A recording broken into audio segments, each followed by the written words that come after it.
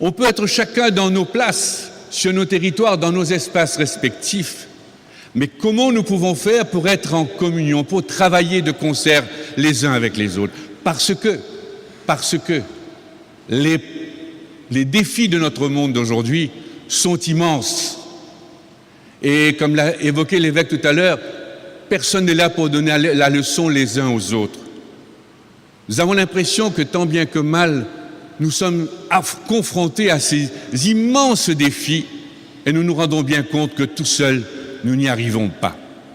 Au moment où je revenais d'Europe pour m'entendre dire que j'avais été désigné à PSL, je sortais de cet endroit où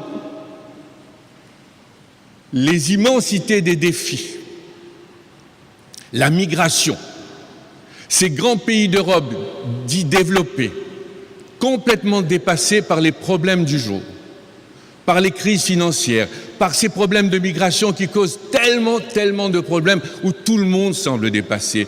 Quels que soient les politiciens, quelle que soit la politique mise en place, on semble dépassé.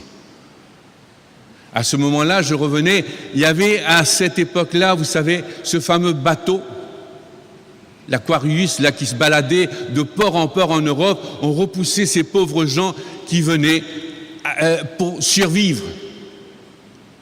Ces grandes puissances ne sachant plus comment faire, dépassées. Tout le monde semble dépassé. La crise financière, la gestion financière pose beaucoup de problèmes.